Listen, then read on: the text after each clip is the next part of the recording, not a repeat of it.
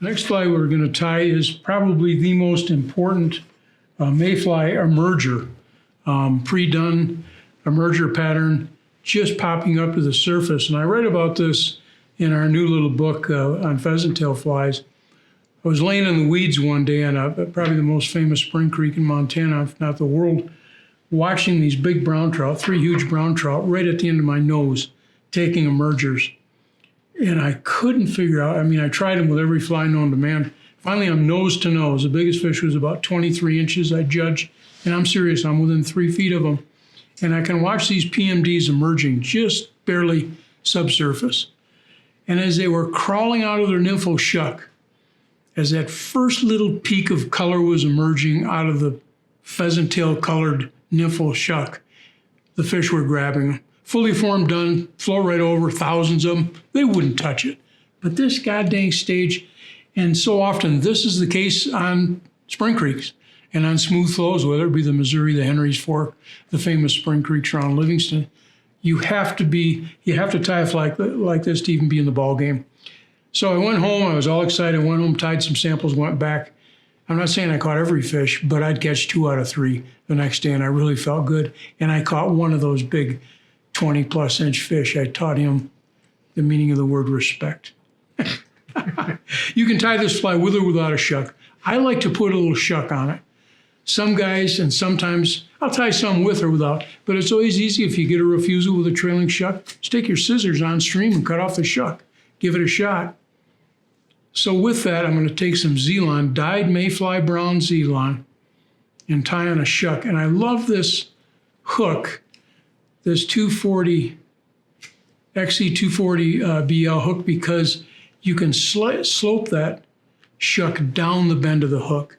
And if you're a solid student of dry fly fishing, you'll understand what I mean, because so often these emergers are trying to crawl out of that shuck. And during huge emergences, this is what you'll see, that mayfly is cupped, is bent, and they're just struggling like mad to get out of the shuck.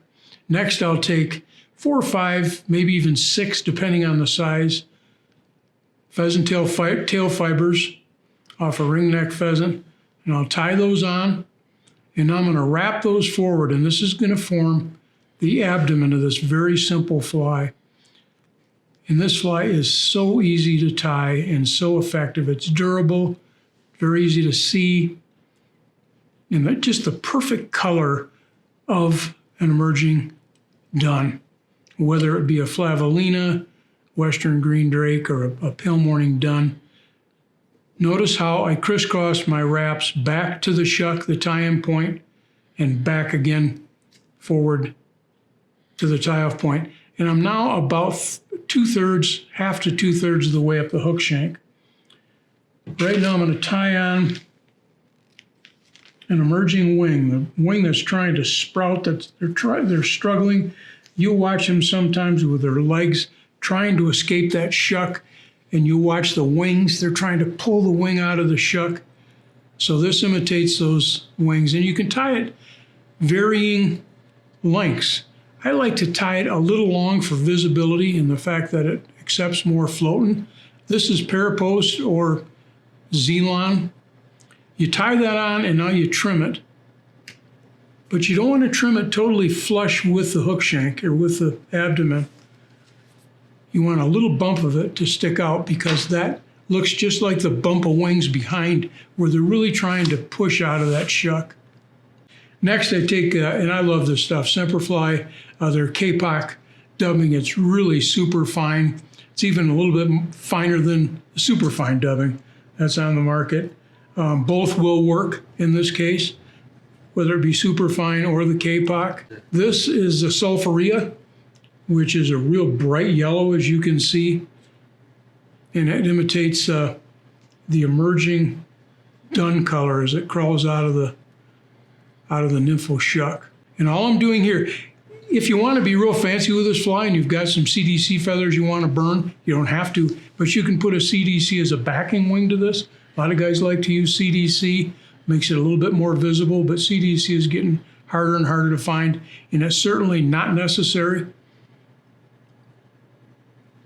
Now I'm going to figure 8 around that wing with a few wraps, of the superfine dubbing come forward.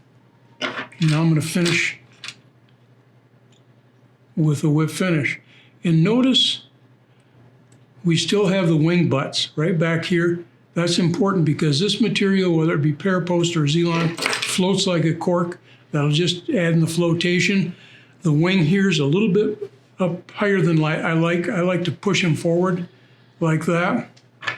And you can see how this wing, if I can get this out of the vise, see how that flares around the body, and it's going to help the body to float upright. But there are some times when they'll only take a fly tipped over, like a tipped over sailboat. So with that, there are times when I will take this wing while fishing and actually cock it over so that the fly falls like this on the surface. They'll take knockdown duns, knocked down like a knocked over sailboat. Don't be afraid to try that technique when you come upon fish that won't take an upright fly. Anyway, that's the Pheasant Tail Mayfly PMD emerger. Easy to tie, inexpensive to tie, floats very well, and it's just a pretty little fly to have in your fly box.